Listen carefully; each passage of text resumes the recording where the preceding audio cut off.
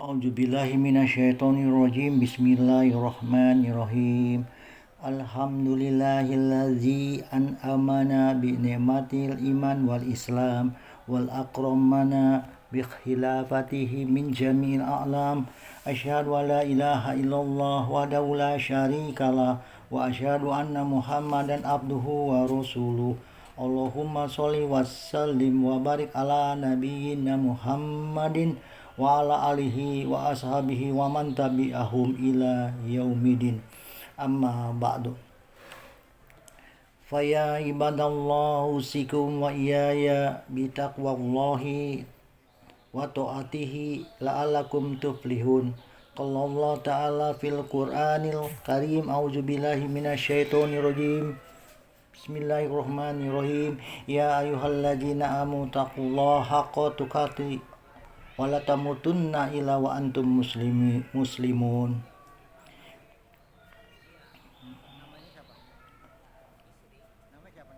Salam sehat dan istiqomah para jamaah yang dimuliakan dan dirahmati Allah Subhanahu wa taala. Dan Iwan bersyukur telah meringankan langkahnya untuk memilih sholat berjamaah di masjid tercinta, Masjid Jami Al-Fatah, Cipondo Mamur Gang Warung, Banten, Jawa Barat.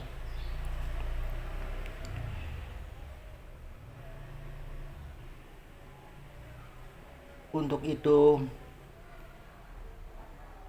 kita senantiasa berusaha meningkatkan kualitas keimanan dan ketakwaan kepada Allah dengan cara melaksanakan semua kewajiban dan menjauhi diri dari seluruh yang diharamkan.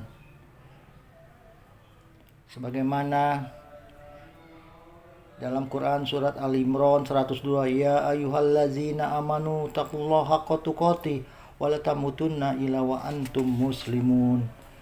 Wahai orang-orang beriman, bertakwalah kepada Allah sebenar-benarnya bertakwa kepadanya, dan janganlah kamu mati kecuali dalam keadaan muslim. Jamaah yang dirahmati Allah Subhanahu wa taala, semua makhluk yang bernyawa pasti akan mati. Manusia, jin, hewan, tumbuhan, dan sebagainya. Kullu nafsi ja'ikatul maut.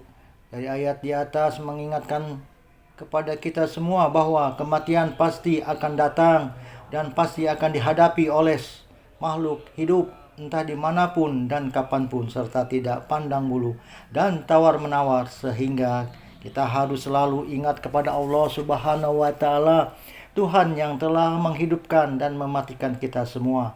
Dalam Quran surat Al-Baqarah ayat 28, Allah berfirman, kaifa takfuruna billahi wa kuntum amwatan wa ahyakum summa yumitukum summa yuhyikum summa ilaihi turja'un, yang artinya, bagaimana kamu ingkar kepada Allah padahal kamu tadinya mati, lalu Dia menghidupkan kamu, kemudian Dia mematikan kamu, lalu Dia menghidupkan kamu kembali, kemudian kepadanya lah kamu dikembalikan. Dalam tafsir Ibnu Katsir dijelaskan bahwa ayat ini menjelaskan akan kekuasaan Allah, dan sungguh aneh orang yang ingkar kepada Allah. Sementara manusia awalnya tiada, lalu Allah menjadikannya ada di muka bumi ini. Ayat ini juga menunjukkan bahwa kita semua pasti akan mati, dan kita semua pasti akan dibangkitkan kembali setelah kematian tersebut. Mengapa Allah Subhanahu wa taala merahasiakan kematian? Agar kita tidak menunda amal. Kita tidak pernah tahu kapan mati. Detik selanjutnya usai bersilaturahim, atau 1 jam lagi, 1 hari lagi, minggu depan, bulan depan, atau mungkin tahun depan, semua dirahasiakan oleh Allah Subhanahu wa taala, agar kita tidak menunda merubah berbuat baik dan melakukan taubat serta meminta maaf yang akan kita lakukan. Orang akan wafat sesuai dengan kebiasaannya. Ingat sinetron Rahasia Ilahi, tentu kita tidak mau mati ketika sedang berbuat dosa. Pasti semua orang ingin kembali menjadi husnul khotimah. Hanya orang yang cerdas yang tahu bagaimana mempersiapkan mati. Nomor satu tentu saja tabungan akhirat yang harus dilaksanakan untuk investasi masa depan kita.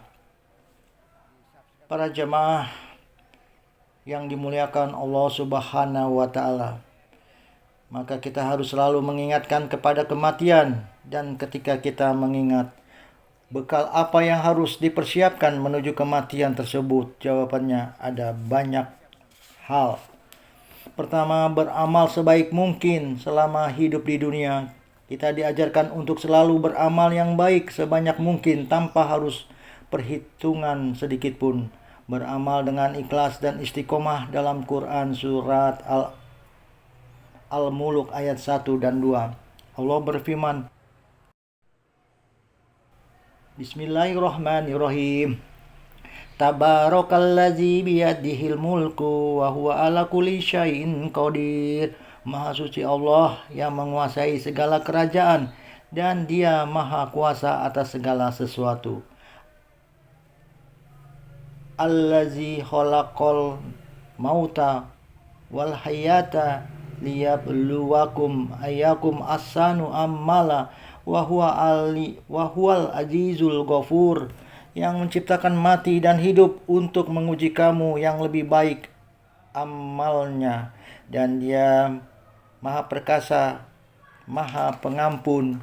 Dari hadis tersebut di atas jelas bahwa kita dianjurkan beramal soleh dengan istiqomah, karena pekerjaan istiqomah akan membuahkan hasil yang banyak. Selain istiqomah, pekerjaan yang kita lakukan harus dilandasi dengan ikhlas dan syukur, sehingga apa yang dikerjakan tidak sia-sia menjadikan pamer dan ria. Jemaah yang dirahmati Allah Subhanahu wa Ta'ala, marilah kita menyiapkan amal, jangan hanya yang sifatnya pribadi, yang ketika sudah wafat hanya akan berhenti ketika itu juga. Maka kita harus beramal yang sifatnya memberkahi dan bermanfaat bagi orang-orang lain, sehingga amal tersebut akan terus mengalir kepada diri kita meskipun kita telah tiada. Seperti jariah mengajarkan ilmu agama dan pengetahuan lainnya, serta mendidik anak kita menjadi anak yang soleh dan alim, sehingga dapat mendoakan kita kelak, seperti diriwayatkan oleh Abu Hurairah bahwa Rasulullah bersabda, jika manusia mati maka terputuslah amalnya kecuali 3 perkara, yakni sedekah jariah, ilmu yang diambil manfaatnya, dan anak yang soleh yang selalu mendoakan orang tuanya. Hadis riwayat Muslim. Yang ketiga, berdoa agar diberikan husnul khotimah. Siapa yang tak ingin akhir hidupnya husnul khotimah? Pasti semua mau dan sangat berharap. Maka salah satu agar kita mendapatkan husnul khotimah, yakni memperbanyak berdoa dan berzikir kepada Allah Subhanahu wa Ta'ala.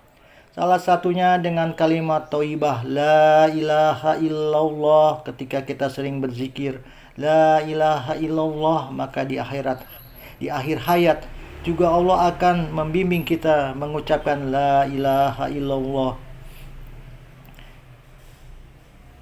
Demikianlah tausiah singkat yang Ikhwan berikan kepada para jamaah, semoga bermanfaat. Rabbana zolamna anfusana wa ilam takfir lana wa tarhamna lanakunanna minal khosirin. Subhana rabbika rabbil izzati amma yasifun, wassalamun alal mursalin, walhamdulillahi rabbil alamin.